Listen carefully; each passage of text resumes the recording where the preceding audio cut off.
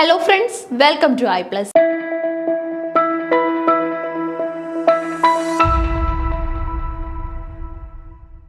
ഇന്നത്തെ ക്ലാസ്സിലൂടെ നമ്മൾ ഡിസ്കസ് ചെയ്യാനായിട്ട് പോകുന്നത് ജനുവരിയിൽ സംഘടിപ്പിച്ച നെറ്റ് ഇംഗ്ലീഷിൻ്റെ ചോദ്യപേപ്പറാണ്. ഓക്കെ, അപ്പോൾ ജനുവരിയിൽ നമ്മുടെ കഴിഞ്ഞ വർഷത്തെ സൈക്കിൾ ജനുവരിയിലായിരുന്നു കണ്ടക്ട് ചെയ്യപ്പെട്ടത്. സോ അതിൻ്റെ ക്വസ്റ്റ്യൻ പേപ്പറാണ് ഇന്നത്തെ ക്ലാസ്സിൽ നമ്മൾ അനലൈസ് ചെയ്യാൻ പോകുന്നത്. അതിനൊക്കെയുള്ള ഉത്തരങ്ങൾ നമ്മൾ കണ്ടുപിടിച്ചിട്ടുണ്ട്. അതൊക്കെ നിങ്ങളുമായിട്ട് ഷെയർ ചെയ്യുന്നതായിരിക്കും. ഇനി അതുപോലെ തന്നെ ഓപ്ഷൻസ് എങ്ങനെയാണ് കൂടുതലായിട്ട് നമ്മൾ സെർച്ച് ചെയ്ത് പഠിക്കേണ്ടത്, ഓപ്ഷൻസിന് എന്ത് ഫോക്കസ് ആണ് നമ്മൾ കൊടുക്കേണ്ടത്, ആ ഫോക്കസും കൂടെ കൊടുക്കുമ്പോഴാണ് കൃത്യമായിട്ട് നമുക്ക് കാര്യങ്ങൾ അനലൈസ് ചെയ്ത് അടുത്ത എക്സാമിനായിട്ട് കുറച്ചും കൂടെ എഫക്റ്റീവായിട്ട് പ്രിപ്പയർ ചെയ്യാനായിട്ട് സാധിക്കുന്നത്. ഓക്കെ, അപ്പൊ അടുത്ത പരീക്ഷയ്ക്ക് പ്രിപ്പയർ ചെയ്യുന്നവരെ ഫോക്കസ് ചെയ്തിട്ടാണ് മെയിൻ ആയിട്ട് നമ്മൾ ഈ വീഡിയോ ചെയ്യുന്നത്. അതേപോലെ തന്നെ ഈ എക്സാം എഴുതിയവർക്ക് നിങ്ങളുടെ ആൻസേഴ്സ് ഒക്കെ ക്രോസ് ചെക്ക് ചെയ്യാനായിട്ടും ഈ വീഡിയോ സഹായകമായിരിക്കും. Okay, share. അപ്പൊ നമ്മൾ നോക്കുകയാണ്. ഫസ്റ്റ് ക്വസ്റ്റ്യൻ നോക്കി, നോട്ട് മാച്ച്ഡ് കറക്റ്റ്ലി എന്നാണ് തന്നിട്ടുള്ളത് അല്ലേ. അപ്പൊ ഇവിടെയൊക്കെ നമ്മൾ വിച്ച് ഓഫ് ദ ഫോളോവിങ് എന്നൊക്കെ നമുക്ക് മുൻപേ ഉണ്ടാവും, പ്രിഫിക്സ് ആയിട്ട്, അതായത് പ്രിസീഡ് ചെയ്തുണ്ടാവും. എന്നാലും നമ്മൾ എപ്പോഴും ഫോക്കസ് കൊടുക്കേണ്ടത് ഈസ് കഴിഞ്ഞിട്ട് നോട്ട് ഉണ്ടോ നോട്ട് ഇല്ലയോ എന്നുള്ളതാണ്. പലർക്കും, എനിക്കടക്കം പലപ്പോഴും അബദ്ധം പറ്റിയിട്ടുള്ള കാര്യമാണ്. അതായത് നമുക്ക് പറ്റുന്ന അബദ്ധങ്ങളും കൂടെ നമ്മൾ ഷെയർ ചെയ്ത് കൊടുക്കണമല്ലോ. കാരണം അങ്ങനെയുള്ള അബദ്ധങ്ങൾ ബാക്കിയുള്ളവർക്ക് ഇനി ആവർത്തിക്കരുത്, അല്ലെങ്കിൽ അവർക്ക് അങ്ങനെ ഒരു ബുദ്ധിമുട്ട് ഉണ്ടാകാനായിട്ട് പാടില്ല അല്ലേ. അപ്പൊ എനിക്കാണെങ്കിൽ സ്ഥിരമായിട്ട് ആദ്യം പറ്റുന്ന ഒരു പ്രശ്നം എന്ന് പറഞ്ഞു കഴിഞ്ഞാൽ, ഞാനാണെങ്കിൽ ഈസ് നോട്ട്, അതായത് നമ്മൾ ആ ഹറിബറിയുടെ ഇടയിൽ ഈസ് നോട്ട് നമ്മൾ പെട്ടെന്ന് ചെക്ക് ചെയ്യാതെ പോകും. ഓക്കെ, സോ അങ്ങനെ സംഭവിക്കുമായിരുന്നു. അപ്പൊ പിന്നീട് ഒരുപാട് ക്വസ്റ്റ്യൻ ഇങ്ങനെ പ്രാക്ടീസ് ചെയ്തിട്ടാണ് നമ്മൾ ആ ഒരു കറക്റ്റ് ഓർഡറിലേക്ക് വന്നത്. പക്ഷെ ഇപ്പോൾ ഒരു ചോദ്യം കിട്ടിക്കഴിഞ്ഞാൽ ആദ്യം എൻ്റെ കണ്ടു പോകുന്നത് ഈസിന്റെ നെക്സ്റ്റ് നോട്ട് ഉണ്ടോ ഇല്ലയോ എന്ന് ചെക്ക് ചെയ്യാൻ തന്നെയായിരിക്കും. അങ്ങനെ ആ മിസ്റ്റേക്സിൽ നിന്നും നമുക്ക് എന്ത് ചെയ്യാനായിട്ട് സാധിക്കും, ലേൺ ചെയ്യാനായിട്ട് പറ്റും. ഓക്കെ, സോ അതൊരു ചെറിയ ടിപ്പ് പറഞ്ഞതാണ്. നിങ്ങൾക്കൊക്കെ അങ്ങനെയുള്ള ബുദ്ധിമുട്ടുകൾ ഉണ്ടാകുന്നുണ്ടെങ്കിൽ എപ്പോഴും ചെക്ക് ചെയ്യുക, സെന്റർ ഓഫ് ദ ക്വസ്റ്റിന് ഫോക്കസ് കൊടുക്കുക കേട്ടോ. അപ്പൊ നമുക്ക് ഈസിന് ശേഷമുള്ള ആ ഒരു not is there or not എന്നുള്ളത് കണ്ടെത്താനായിട്ട് സാധിക്കും. ക്വസ്റ്റ്യൻ നോക്കിക്കോ, which of the following is not matched correctly. Okay, അതായത് നമുക്ക് ഇവിടെ കൃത്യമായിട്ട് അല്ലാതെ മാച്ച് ചെയ്തിട്ടുള്ളത് ഏതാണെന്ന് കണ്ടെത്തണം. ഇറാഡി, the hunt and other poems, Margaret Chatterjee, the spring and the spectacle, Tapati Mukherjee, the golden road to Samarkand, Tilottama Rangan, poems of Govindarag. Okay, അപ്പൊ ഇത്രയും ഓപ്ഷൻസും അതേപോലെ തന്നെ റൈറ്റേഴ്സിനെ നമുക്ക് തന്നിട്ടുണ്ട്. റൈറ്റേഴ്സിന് നേരെ അവരുടെ വർക്കാണ് തന്നിട്ടുള്ളത്. ചോദ്യം ഇത്രയേ ഉള്ളായിരുന്നു. ഇതിനകത്തിൽ കറക്റ്റ് ആയിട്ട്, ദാറ്റ് മീൻസ് ഇൻകറക്റ്റ് ആയിട്ട് മാച്ച് ചെയ്തിട്ടുള്ളത് കണ്ടെത്താനാണ് പറഞ്ഞിട്ടുള്ളത്. ഓക്കെ, അപ്പൊ ഇൻകറക്റ്റ് ആയിട്ടുള്ളത് ഏതാണെന്ന് ഒന്ന് കണ്ടുപിടിച്ചേ. നോക്കി, ഇറാഡി, the hunt and other poems, Margaret Chatterjee, the spring and the spectacle, Tapati Mukherjee, the golden road to Samarkand, and also Tilottama Ranjan, poems of Govindarag. Okay, അപ്പൊ ഇതിനകത്ത് ഏതാണ് നിങ്ങൾക്ക് കറക്റ്റ് ആൻസർ ആയിട്ട് കണ്ടുപിടിക്കാൻ പറ്റുന്നത്? ദാറ്റ് മീൻസ് കറക്റ്റ് ആൻസേഴ്സ് ആദ്യം നമ്മൾ ഐഡന്റിഫൈ ചെയ്ത് കഴിഞ്ഞാൽ മിസ്റ്റേക്ക് വൺസ് ഏതാണെന്ന് നമുക്ക് അതിലൂടെ തന്നെ കണ്ടെത്താൻ പറ്റും. ശരിയായിട്ടുള്ളത് ഒന്ന് ടിക്ക് ചെയ്ത് പോവെങ്കിൽ തെറ്റുള്ളത് ഏതാണെന്നും കൂടെ നമുക്ക് ആ കൂട്ടത്തിൽ തന്നെ കിട്ടും അല്ലേ. സോ ഇതിന്റെ കറക്റ്റ് ആൻസർ കണ്ടെത്തിയിട്ടുണ്ട്. ഇറാഡെ, the hunt and other poems ആണ് ഇൻകറക്റ്റ് ആയിട്ടുള്ളത് കേട്ടോ. It is not correctly matched, correct ആയിട്ടല്ല അത് മാച്ച് ചെയ്തിട്ടുള്ളത്. മാർഗരറ്റ് ചാറ്റർജിയുടെ തന്നെയാണ് spring and the spectacle, Tapati മുഖർജിയുടെ ആണ് ഗോൾഡൻ റോഡ് ടു സമർഖണ്ഡ്, അതേപോലെ തന്നെ തിലോത്തമ രഞ്ജന്റെ ആണ് പോംസ് ഓഫ് ഗോവിന്ദരാഗ് എന്ന് പറയുന്നത്. പക്ഷേ the hunt and other poems എഴുതിയത് ഇറാഡി അല്ല. സോ അത് എഴുതിയത് ആരാണെന്ന് നമുക്ക് കണ്ടെത്തണം. അതുപോലെ തന്നെ കുറച്ച് കാര്യങ്ങൾ അതുമായിട്ട് അസോസിയേറ്റ് ചെയ്ത് നമുക്ക് ഡിസ്കസ് ചെയ്യണം. ഇതൊക്കെയാണ് എക്സ്പ്ലനേഷൻ സെഷനിൽ ചെയ്യാനായിട്ട് പോകുന്നത്. ചോദ്യം കിട്ടിയിട്ടുണ്ട്, നമുക്ക് ശരിയുത്തരം മനസ്സിലായി. ഓപ്ഷൻസ് പരിശോധിച്ച് കൂടുതലായിട്ട് നമ്മൾ ഒരു ഇൻഡെപ്ത് ലേണിംഗിലേക്കാണ് പോകുന്നത്. എപ്പോഴും ഏത് ചോദ്യം കിട്ടിയാലും 1-2 മിനിറ്റ് അതിന്റെ ഓപ്ഷൻസ് പരിശോധിക്കാനായിട്ട് കൊടുക്കുക. കാരണം നമ്മൾ എപ്പോഴും ഒരു ഹറിബറിയിൽ 100-200 ചോദ്യങ്ങൾ കവർ ചെയ്ത് അങ്ങ് പോകാനായിട്ട് ശ്രമിക്കും. അതുപോലെ തന്നെ ഇമ്പോർട്ടൻസ് ഉണ്ട് ഓപ്ഷൻസിൽ നിന്ന് പഠിക്കുന്നതിനും കേട്ടോ. ഓക്കെ, നോക്കാം.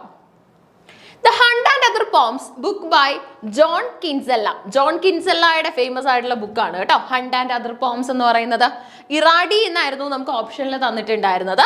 In this collection of all new poetry, John Kinsella portrays the lives and landscapes of modern rural Australia in emotionally charged poems which reinvent the possibilities of language. നോക്കി, The Hunt and Other Poems, in this collection of all new poetry, John Kinsella portrays the lifes and landscapes of modern rural Australia. Modern rural ഓസ്ട്രേലിയയുടെ ലൈഫും ലാൻഡ്സ്കേപ്പും ഒക്കെ portray ചെയ്യാനായിട്ടാണ് ഇവിടെ ശ്രമിച്ചിട്ടുള്ളത്. In emotionally charged poems which reinvent the possibilities of language. Okay, എപ്പോഴും downtrodden ആയിട്ട് നിൽക്കുന്ന അല്ലെങ്കിൽ ഒന്ന് ഷേക്കിംഗ് സിറ്റുവേഷനിലൂടെ കടന്നു പോകുന്ന കൺട്രീസിന്റെയും അതുപോലെ തന്നെ കോണ്ടിനെന്റ്സിന്റെയും പീപ്പിളിന്റെയും ഒക്കെ തന്നെ ബെറ്റർ നറേറ്റീവ് അല്ലെങ്കിൽ അവരുടെ ഒരു റിസൾട്ട് ആൻഡ് ലിറ്ററേച്ചർ ഒക്കെ നമ്മൾ പ്രൊഡ്യൂസ് ചെയ്യാനായിട്ട് ശ്രമിക്കാറുണ്ട്. അതിന് ഒത്തിരി ഫോക്കസ് കൊടുക്കാറുണ്ട് പല ലിറ്ററേറിയൻസും. സോ അങ്ങനെയുള്ള ഒരു വർക്ക് ആയിട്ട് തന്നെ ഹണ്ട് ആൻഡ് അതർ പോംസിനെ കാണാനായിട്ട് സാധിക്കും. ഹണ്ടിങ് വാട്ട് എന്നുള്ളിടത്ത് hunting the creativity, the language, the unknown എന്നൊക്കെ നമുക്ക് പറയാൻ പറ്റും. അടുത്തത് spring and the spectacle poems. Spring and the spectacle poems എന്ന് പറയുന്നത് മാർഗരറ്റ് ചാറ്റർജിയുടെ ഫേമസ് ആയിട്ടുള്ള ഒരു കോൺട്രിബ്യൂഷൻ ആണ് കേട്ടോ. കവിതാ സമാഹാരമാണെന്ന് നമുക്ക് പറയാൻ സാധിക്കും. The golden road to Samarkand of course നമ്മുടെ ജെയിംസ് ഫ്ലെക്കറിന്റെ ആണ് കേട്ടോ. ജെയിംസ് ഫ്ലെക്കറിന്റെ കോൺട്രിബ്യൂഷൻ ആയിട്ട് നമുക്ക് കാണാനായിട്ട് സാധിക്കും. അതുപോലെ തന്നെ ഇനി നമുക്ക് എക്സിസ്റ്റ് ചെയ്യുന്നത് തിലോത്തമ രഞ്ജന്റെ വർക്ക് ആണ് കേട്ടോ. തിലോത്തമ രഞ്ജന്റെ വർക്ക് എന്ന് പറയുന്നത് പോംസ് ഓഫ് ഗോവിന്ദരാജ് എന്നുള്ളതാണ്. ഗോവിന്ദരാജ്. ഓക്കെ, അപ്പൊ ഇത്രയും കോൺട്രിബ്യൂഷൻസ് ആണ് നമുക്ക് ഇവിടെ എക്സിസ്റ്റ് ചെയ്യുന്നത്. ഇനി അതുപോലെ തന്നെ ഈ ഒരു ക്വസ്റ്റ്യനകത്തിൽ നമുക്ക് ഫീൽ ചെയ്യുന്ന ഒരു പ്രശ്നം എന്ന് പറയുന്നത് എന്താണ് നോക്കി, the golden road to Samarkand by James Elroy ഫെക്ലറിന്റെ ആണ്. Okay, golden road to Samarkand കൊടുത്തിട്ടുള്ളത് തപതി മുഖർജിയാണ്. അപ്പൊ തപതി മുഖർജിയുടേത് അല്ല ഈ ഒരു വർക്ക് എന്ന് പറയുന്നത്. സോ ഇതിന് തന്നെ രണ്ട് ഉത്തരങ്ങൾ വരാനായിട്ടുള്ള ഒരു പോസിബിലിറ്റി ഇവിടെ തന്നെ നമുക്ക് കിട്ടി. ഓക്കെ, അതായത് ദ ഹണ്ട് ആൻഡ് അതർ പോംസും അതേപോലെ തന്നെ നമ്മുടെ തപതി മുഖർജിയെ തന്നിട്ടുള്ള ഗോൾഡൻ റോഡ് ടു സമർഖണ്ഡ് ശരിക്കും എഴുതിയിട്ടുള്ളത് നമുക്ക് ബ്രൗസ് ചെയ്താൽ നമുക്ക് ഉത്തരം കിട്ടും.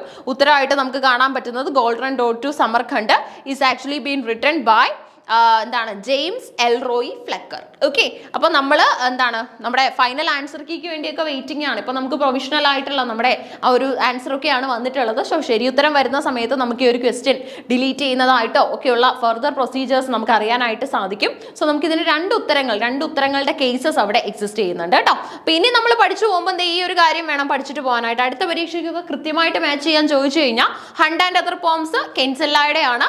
അതുപോലെ തന്നെ നമ്മുടെ പോപ്പുലർ ആയിട്ടുള്ള എന്താണ് സ്പ്രിംഗ് ആൻഡ് സ്പെറ്റിക്കിൾ കറക്റ്റ് ആണ് തന്നിട്ടുള്ളത്, ചാറ്റർജിയുടെ ആണ്. ഗോൾഡൻ റോഡ് ടു സമർഖണ്ഡ് ഫ്ലെക്കറിന്റെ ആണ്. അതുപോലെ തന്നെ പോംസ് ഓഫ് ഗോവിന്ദരാജൻ ഡൗട്ട് ഒന്നും വേണ്ട, തിലോത്തമ രഞ്ജന്റെ ആണ് കേട്ടോ. ഓക്കെ, ശരി. അപ്പൊ അടുത്തതായിട്ട് നമ്മൾ രണ്ടാമത്തെ ചോദ്യമാണ് പരിശോധിക്കാനായിട്ട് പോകുന്നത്. അപ്പൊ നമ്മളൊരു ചോദ്യം മുഴുവനായിട്ട് നമ്മൾ അനലൈസ് ചെയ്ത് പോകുന്നു എന്ന് പറയുമ്പോൾ കുറേ കാര്യങ്ങൾ നമ്മൾ ശ്രദ്ധിക്കേണ്ടതായിട്ടുണ്ട്. ഏതെങ്കിലും ഒരു ഉത്തരമൊക്കെ നമ്മളങ്ങ് എന്താണ് പെട്ടെന്ന് അതാണ് ഇതാണെന്നുള്ള രീതിയിൽ വെക്ക് കഴിഞ്ഞാൽ എന്തെങ്കിലും മിസ്റ്റേക്സ് ഉണ്ടെങ്കിൽ നമുക്ക് കണ്ടെത്താൻ പറ്റില്ല. അതുകൊണ്ട് എല്ലാ ഓപ്ഷനും എടുത്ത് എക്സാമിൻ ചെയ്യുക. എല്ലാ ഓപ്ഷനും എടുത്ത് എക്സാമിൻ ചെയ്യുമ്പോഴായിരിക്കും നമുക്ക് ശരി ഉത്തരം മനസ്സിലാക്കാനായിട്ട് പറ്റുന്നത്. നോക്കിക്കോ, in which of the text the following lines occur of all the causes which conspire to blind man's erring judgment and misguide the mind, what the weak head with strongest biased rules is pride the never failing vice of fools. Okay, so which of the text the following lines occur? ഈ particular lines appear ചെയ്യുന്നത് ഈ തന്നിട്ടുള്ളതിൽ ഏത് ബുക്കിലാണെന്നാണ് നമ്മൾ കണ്ടെത്തേണ്ടത്. നോക്കിക്കോ, an essay on criticism, rape of the lock, essay on man, epistle to Dr. Arbuthnot. Okay, so lines ഒന്നുകൂടെ നോക്കിക്കോ. of all the causes which conspire to blind man's erring judgment and misguide the mind, what the weak head is strongest biased rule is pride the never failing vice of fools. Okay, so ശരിക്കും പറഞ്ഞാൽ pride പോലെയുള്ള കാര്യങ്ങൾ കൈക്കൊണ്ട് നിൽക്കുന്ന ആൾക്കാരെന്ന് പറയുന്നത് we can call that they are fools. ഇല്ലേ, പലപ്പോഴും ഞാനാണ് വലുത്, എന്നെ കൊണ്ട് എല്ലാത്തിനും സാധിക്കും, മറ്റുള്ളവരുടെ സപ്പോർട്ട് ഇല്ലാതെ എനിക്ക് എന്താണ് എൻ്റെ കാര്യങ്ങളുമായിട്ട് പോകാൻ സാധിക്കും എന്നൊക്കെ ചിന്തിക്കുന്നത് ഒരു മനുഷ്യനെ സംബന്ധിച്ചിടത്തോളം ഐസൊലേഷനിലേക്കും കൂടെ അദ്ദേഹത്തെ എത്തിക്കുന്ന ഒരു പോയിന്റ് ആണ്. ഹ്യൂമൻ ബീങ് എന്ന് പറയുമ്പോൾ തന്നെ നമ്മൾ ഉദ്ദേശിക്കുന്ന ഒരു ഹാർമോണിയസ് ആയിട്ടുള്ള ലിവിങ് തന്നെയാണ്. ഓക്കെ, ശരി. അപ്പൊ എസ്സേ ഓൺ ക്രിറ്റിസിസത്തിലാണ് ഈ ഒരു ലൈൻസ് നമുക്ക് കാണാനായിട്ട് സാധിക്കുന്നത്. ടെക്സ്റ്റിൽ നമുക്ക് കൃത്യമായിട്ട് ഈ ലൈൻസ് ഐഡന്റിഫൈ ചെയ്യാനായിട്ടും സാധിക്കും. ഡയറക്റ്റ് ക്വസ്റ്റ്യൻ ആണ്, കൃത്യമായിട്ട് അതിനൊരു ഉത്തരമുണ്ട്. ഒരു തരത്തിലുള്ള മിസ്റ്റേക്സ് നമുക്ക് ഈ ക്വസ്റ്റ്യനിൽ കാണാനായിട്ട് സാധിക്കില്ല. കറക്റ്റ് ക്വസ്റ്റ്യൻ ആണ് കേട്ടോ.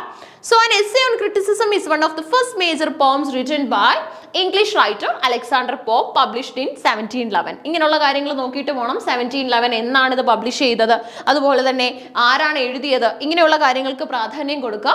It's A source of the famous quotations to err is human to forgive divine. ഇല്ലേ, അതായത് നമ്മൾ ക്ഷമിക്കുക, അല്ലെങ്കിൽ നമ്മളോട് ഒരാൾ ഒരു തെറ്റ് ചെയ്തു കഴിഞ്ഞാൽ അതിന് നമ്മളെ കൊണ്ട് ക്ഷമിക്കാൻ പറ്റുന്നതാണെങ്കിൽ എന്ത് തന്നെ ആയാലും നമ്മൾ അതിനൊരു ക്ഷമ എന്നുള്ള പോയിന്റിലേക്ക് എത്തുക എന്നുള്ളതാണ് ഈ ഒരു ടെക്സ്റ്റ് നമ്മളോട് പറയുന്ന message. A little learning is a dangerous thing, fools rush in where angels fear to tread. ഇതൊക്കെ തന്നെ പോപ്പുലർ ആയിട്ടുള്ള ഈ ഒരു എന്താണ് പുസ്തകത്തിൽ നിന്ന് നമുക്ക് കിട്ടുന്ന ലൈൻസ് ആണ്. സെറ്റിന്റെ ഇത്തവണത്തെ തന്നെ ജനുവരിയിൽ തന്നെ നടന്ന സെറ്റ് പരീക്ഷയ്ക്ക് നമുക്കൊരു ചോദ്യം ഉണ്ടായിരുന്നു. ഏഞ്ചൽസ് ഫിയർ ടു ഡ്രെഡ് എന്ന E.M. ഫ്രോസ്റ്ററിന്റെ നോവലിന് അദ്ദേഹം ടൈറ്റിൽ എടുക്കുന്നത് എവിടെ നിന്നാണ്? അത് അലക്സാണ്ടർ പോപ്പിന്റെ എസ്സേ ഓൺ ക്രിറ്റിസിസത്തിൽ നിന്നായിരുന്നു. അപ്പൊ സെറ്റിനും നെറ്റിനും നമുക്ക് ചോദ്യം വന്ന ഒരു വർക്ക് തന്നെയാണ്, ഒരേ സൈക്കിളിൽ തന്നെയാണെന്ന് ആലോചിക്കണം. ഈ മാസം, അതായത് നമ്മുടെ ജാനുവരിയിൽ തന്നെ നടന്ന പരീക്ഷകളിൽ നോക്കിക്കോ. Rape of the lock mock heroic narrative പോമാണ്, എഴുതിയത് പോപ്പാണ്. എസ്സേ ഓൺ ദ മാൻ എഴുതിയത് അലക്സാണ്ടർ പോപ്പാണ്. It was dedicated to Henry സെന്റ് ജോൺ. ഓക്കെ, അപ്പൊ ഹെൻറി സെന്റ് ജോണിന് വേണ്ടി ഡെഡിക്കേറ്റ് ചെയ്തിട്ടുള്ള വർക്കാണ് കേട്ടോ. ആൻഡ് എസ്സേ ഓൺ മാൻ ആർക്ക് വേണ്ടിയാണ് ഡെഡിക്കേറ്റ് ചെയ്തിരിക്കുന്നതെന്ന് ചോദിച്ചു കഴിഞ്ഞാൽ ഹെൻറി സെന്റ് ജോണിന് വേണ്ടിയാണ് ഡെഡിക്കേറ്റ് ചെയ്തിട്ടുള്ളത്, ഹെൻറി സെന്റ് ജോൺ. ഓക്കെ, സോ നമ്മുടെ മൂന്നാമത്തെ ചോദ്യമാണ് ഇനി നമുക്ക് വേണ്ടത്. അപ്പൊ രണ്ടാമത്തെ ചോദ്യം ക്ലിയർ ആയല്ലോ, കൃത്യമായിട്ട് നിങ്ങൾക്ക് മനസ്സിലാക്കാനായിട്ട് സാധിച്ചു കാണും. ഈ ഒരു ലൈൻസ് അപ്പിയർ ചെയ്യുന്നത് എവിടെയാണ്, ഏത് പോമിലാണെന്നാണ് ചോദ്യം. അതിനുള്ള ഉത്തരം നമുക്ക് കിട്ടി. ഈ ഒരു വർക്കിന്റെ പ്രാധാന്യം നമുക്ക് മനസ്സിലായിട്ടുണ്ടാവും. കാരണം ഈ ഒരു വർഷം തന്നെ നടന്ന സെറ്റിന്റെയും നെറ്റിന്റെയും ചോദ്യ പേപ്പറിൽ ഈ ഒരു വർക്കിൽ നിന്ന് 2 ചോദ്യങ്ങൾ ഉണ്ടായിരുന്നു. Which of the following is not correctly matched? ഏതാണ് കറക്റ്റ് ആയിട്ട് മാച്ച് ചെയ്യാത്തത് എന്ന് തന്നെയാണ് ചോദ്യം. Seamus Heaney digging, Audre Lorde coal, Dom Moraes, Kanheri caves, John Updike, the swan. നോക്കിക്കോ, നമ്മുടെ ക്വസ്റ്റ്യൻ ഇങ്ങനെയാണ്.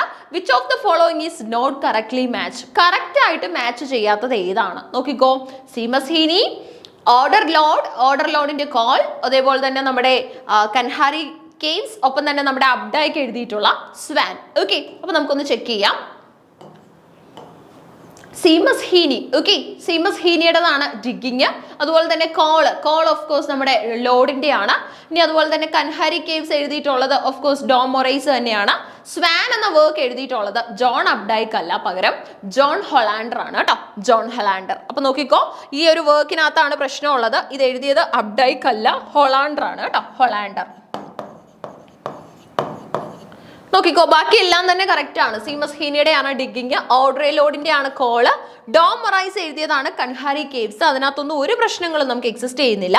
പക്ഷെ ദ സ്വാൻ എഴുതിയത് നമ്മുടെ എന്താണ് അപ്ഡൈക്ക് അല്ല, ജോൺ അപ്ഡൈക്ക് അല്ല അത് എഴുതിയിട്ടുള്ളത്. അത് എഴുതിയത് ജോൺ ഹൊളാൻഡർ ആണ് കേട്ടോ. അപ്പൊ നോക്കാം. Digging song by lamb of land and Seamus Heaney, 2 പേര് ചേർന്നിട്ടുള്ള ഒരു സോങ്, ഒരു എന്താണ് പൊളിറ്റിക്കൽ ഫോം ആണ് ശരിക്കും പറഞ്ഞാൽ ഡിഗ്ഗിംഗ് എന്ന് പറയുന്നത്. ലാം ഓഫ് ലാനും അതുപോലെ തന്നെ സീമസ് ഹീനിയും. ലാം ഓഫ് ലാൻഡിന്റെ കാര്യം നമുക്ക് ഓപ്ഷനിൽ തന്നിട്ടില്ലായിരുന്നു, സീമസ് ഹീനിയുടെ കാര്യം മാത്രമാണ് തന്നിട്ടുള്ളത്. പക്ഷെ 2 പേരുടെ കൊളാബറേറ്റീവ് വർക്ക് ആണെന്ന് ഓർത്തോണം. കോൾ എന്ന് പറയുന്നത് കളക്ഷൻ ഓഫ് പോയിട്രി ആണ്, ഓഡ്രെ ലോഡിന്റെ ആണ് കേട്ടോ. ഓഡ്രെ ലോഡിന്റെ കളക്ഷൻ ആണ്. എന്നാണ് പബ്ലിഷ് ചെയ്യുന്നതെന്ന് കാണാം, നെക്സ്റ്റ് ഇയറിൽ ചോദിച്ചു കഴിഞ്ഞാൽ 1976 It was Lord's first collection to be released by a major publisher. അതായത് ലോഡ് ഇതിനു മുമ്പ് ഒരുപാട് കോൺട്രിബ്യൂഷൻസ് ഒക്കെ ചെയ്യുമായിരുന്നു. അതിനൊന്നും ഒരു വൈഡ് അപ്പീൽ അല്ലെങ്കിൽ ഒരു വൈഡ് പബ്ലിക്കേഷൻ പോയിന്റ് ഒന്നും കിട്ടിയില്ല. പക്ഷേ ഈ ഒരു വർക്കിന് അത് കിട്ടുന്നുണ്ട്. Lord's poetry in Call explore themes related to several layers of her identity as a black lesbian mother, warrior, poet. ഇങ്ങനെയുള്ള പല പോയിന്റിൽ നമുക്കിവിടെ മനസ്സിലാക്കി എടുക്കാനായിട്ട് സാധിക്കും. അതുപോലെ തന്നെ കൻഹരി കേവ്സ് ഡോം മൊറൈസിന്റെ ആണ്. സ്വാൻ എന്ന വർക്കിലായിരുന്നു നമുക്ക് മിസ്റ്റേക്ക് ഉണ്ടായിരുന്നത്, നോട്ട് കറക്റ്റ്ലി മാച്ച്ഡ് ആയിട്ടുള്ളത് സ്വാൻ ആയിരുന്നു. സ്വാൻ ഇപ്പൊ നമുക്കറിയാം ജോൺ ഹൊളാൻഡറിന്റെ ആണ്, ജോൺ ഒബ്ഡൈക്കണെയാണ് തന്നിരുന്നത്, പക്ഷെ ജോൺ ഹൊളാൻഡറിന്റെ വർക്കാണ്. 4ാമത്തെ ക്വസ്റ്റ്യൻ ആണ് ഇനി നമുക്ക് നോക്കാനായിട്ടുള്ളത്. The line though still unravished bride of quietness presents which of the following rhetorical devices? അതായത് ഈ ഒരു പെർട്ടിക്കുലർ ലൈനിൽ ഏത് റെട്രിക്കൽ ഡിവൈസ് ആണ്? നമുക്കറിയാം പോയിട്രി യൂസ് ചെയ്യുന്ന സമയത്ത് അല്ലെങ്കിൽ പോയിട്രി എഴുതുന്ന സമയത്ത് ധാരാളം റെട്രിക്കൽ ഡിവൈസസും നമ്മുടെ റൈറ്റേഴ്സ്, നമ്മുടെ പോയിറ്റ്സ് യൂസ് ചെയ്യാറുണ്ട്. So though still unravished bride of quietness എന്ന ലൈനിൽ ഏത് റെട്രിക്കൽ ഡിവൈസ് ആണ് ഉപയോഗിച്ചിട്ടുള്ളത്? അനസ്ട്രോഫി, അപ്പോസ്ട്രോഫി, അനഫോറ, കാസ്മസ്. ഇതിൽ ഏതാണ് യൂസ് ചെയ്തിട്ടുള്ളത്? അനസ്ട്രോഫി, അപ്പോസ്ട്രോഫി, അനഫോറ ആൻഡ് ഓൾസോ കാസ്മസ്. ഇതിൽ ഏതാണ് യൂസ് ചെയ്തിട്ടുള്ളത്? അധികം നോക്കാതെ തന്നെ നമുക്ക് മനസ്സിലാക്കാൻ പറ്റും, അപ്പോസ്ട്രോഫി തന്നെയാണ് ഇവിടെ യൂസ് ചെയ്തിട്ടുള്ളത് കേട്ടോ. അപ്പോസ്ട്രോഫിയുടെ യൂസേജും കാര്യങ്ങളും നമ്മൾ നോക്കുന്നുണ്ട്. So kids uses poetic device of apostrophe in this പോം. ഓക്കെ, അപ്പോസ്ട്രോഫി എന്ന പോയറ്റിക് ഡിവൈസ് ആണ് കിഡ്സ് ഇവിടെ ഉപയോഗിച്ചിട്ടുള്ളത്. Apostrophe occurs when an inanimate object is addressed as if it is alive. Kids addresses the urn in the first stanza calling it though still എന്താണ് ഗ്രീഷ്ണാണിനകത്തില് the still unravished bride of quietness എന്ന് പറയുന്നുണ്ട്. അതായത് apostrophe എപ്പോഴാണ് use ചെയ്യുന്നതെന്ന് ഇവിടെ പറഞ്ഞിട്ടുണ്ട്. നോക്കി, എപ്പോഴാണ് യൂസ് ചെയ്യുന്നത്? It is used when an inanimate object is addressed as if it were alive. അതായത് ഒരു ഇന്നാനിമേറ്റ് ഒബ്ജക്റ്റ് അത് അലൈവ് ആണ്, അതായത് അതിന് എന്താണ് ഒരു ലിവിങ് സ്പിരിറ്റ് ഉണ്ട്, അല്ലെങ്കിൽ അതിപ്പോൾ നമ്മൾ പേഴ്സോണിഫിക്കേഷൻ ഉപയോഗിക്കത്തില്ലേ, നോൺ ലിവിങ് ആയിട്ടുള്ള പല കാര്യങ്ങൾക്കും നമ്മൾ എന്ത് ചെയ്യാറുണ്ട്, ലിവിങ് സ്പിരിറ്റ് എന്നതുപോലെ നമ്മൾ പേഴ്സോണിഫിക്കേഷൻ ഉപയോഗിക്കാറുണ്ട്. സോ അങ്ങനെയുള്ള പോയിന്റ് തന്നെ ഇവിടെ കിട്ടും. And inanimate object is addressed as if it is alive. Okay, ആ ഒരു പ്രോസസ്സാണ് ഇവിടെ ചെയ്തിട്ടുള്ളത്. അപ്പോൾ ഈ ലൈൻ നോക്കിക്കോ, though still unravished bride of quietness, though foster child of silence slow time. ഈ ഒരു ലൈൻസ് ആണ് ഈ ഒരു കവിതയിലുള്ളത് കേട്ടോ. കീറ്റ്സിന്റെ വരികളാണെന്ന് ഓർക്കുക. അനാസ്ട്രോഫി ആണ് ഇനി നമുക്ക് ഓപ്ഷനിലുള്ളത്. അനാസ്ട്രോഫി ഒരു ഫിഗർ ഓഫ് സ്പീച്ച് ആണ് in which normal word order of the subject, the verb and the object is changed. നോക്കി, normal word order of the subject, verb and also object. Okay, നമ്മളിപ്പോൾ SVO ഓർഡർ ഒക്കെ പറയത്തില്ലേ, ആ ഒരു ഓർഡറിനാണ് എന്ത് സംഭവിക്കുന്നത്, change ഉണ്ടാകുന്നത്. അതായത് കൃത്യമായിട്ട് നമ്മൾ SVO ഓർഡർ ഫോളോ ചെയ്യുകയാണെങ്കിൽ അനാസ്ട്രോഫി ആണ് ഉപയോഗിക്കുന്നതെങ്കിൽ അങ്ങനെ ആവില്ല. ചിലപ്പം സബ്ജക്റ്റ് കഴിഞ്ഞിട്ട് ഒബ്ജക്റ്റും പിന്നീട് വെർബും ഒക്കെ വരുന്ന രീതികൾ നമുക്ക് കാണാനായിട്ട് സാധിക്കും. അപ്പോസ്ട്രോഫി എന്ന് പറഞ്ഞു കഴിഞ്ഞാൽ ഫിഗർ ഓഫ് സ്പീച്ച് ആണ്. That is use to address someone who is absent or already dead. It can also be used to address an abstract quality or idea and even a non-living object. Okay, abstract ആയിട്ടുള്ള ക്വാളിറ്റീസിനെയും ഐഡിയാസിനെയും അതുപോലെ തന്നെ non living ഒബ്ജക്റ്റുകളെയും ഒക്കെ address ചെയ്യാനായിട്ട് നമുക്ക് apostrophe ഉപയോഗിക്കാനായിട്ട് പറ്റും. അതിനുള്ള ആ വരികളും നമ്മൾ കണ്ടു. കീറ്റ്സ് തയ്യാറാക്കിയ ലൈൻസ് ആണ് still unravished bride of quietness എന്ന് പറയുന്നത്. ഇനി നോക്കിക്കോ, it can also be use to address an abstract quality, അതായത് നിലനിൽക്കാത്ത ക്വാളിറ്റീസിനെ കുറിച്ചും നമ്മുടെ തോട്ട്സിനെ കുറിച്ചും ഒക്കെ പറയാൻ പറ്റും. Anaphora is the repetition of a word or phrase at the beginning of each line of a poem. ഓരോ ലൈൻസും തുടങ്ങുന്ന സമയത്ത് നമുക്ക് റെപ്പറ്റീഷൻ ഓഫ് വേർഡ് നടന്നിട്ടുണ്ടെങ്കിൽ അത് അനഫോറയാണ്. കൂടുതലും സ്പീച്ചിലും പോമിലും സെർമണിലും ഒക്കെയാണ് ഇതുള്ളത്. It can also be used in fiction as in Charles Dickens' famous novel A Tale of Two Cities. Anaphora ഉപയോഗിച്ചതാണ്. Anaphora has effect of engaging your audience in a particular emotional experience. അതായത് ഒരു emotional എക്സ്പീരിയൻസിലൂടെ, ചിലപ്പോൾ happiness ആയിരിക്കും, ചിലപ്പോൾ sadness ആയിരിക്കും, ആ ഒരു പോയിന്റിലൂടെ നമ്മുടെ ഓഡിയൻസിനെ അതുപോലെ കൂട്ടിക്കൊണ്ടു പോകുന്ന ഒരു രീതിയാണ് അനഫോറയിലുള്ളത്. കാസ്മസ് എന്ന് പറഞ്ഞാൽ ലിറ്ററി ഡിവൈസ് ആണ്. ഇതിന്റെ ഒരു പേര് കൊണ്ട് തന്നെ പലരും ശ്രദ്ധിച്ചിട്ടുണ്ടായിരിക്കും. എന്താണ് കാസ്മസ് എന്ന്?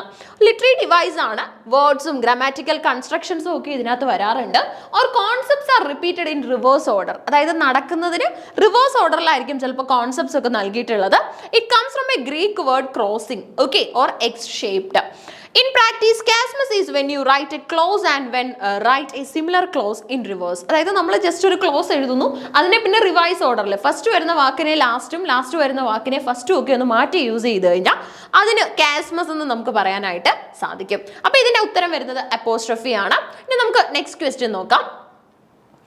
Identify the statements which are true for psychoanalytic criticism. Psychoanalytic criticism ആയിട്ട് ബന്ധപ്പെട്ടിട്ട് കൃത്യമായിട്ടുള്ള സ്റ്റേറ്റ്മെന്റ് ഏതാണ്? Identify the statements which are true എന്നാ പറഞ്ഞിട്ടുള്ളത്. 5 സ്റ്റേറ്റ്മെന്റുകൾ നിങ്ങൾക്ക് ഇവിടെ കാണാൻ പറ്റും. നോക്കിക്കേ.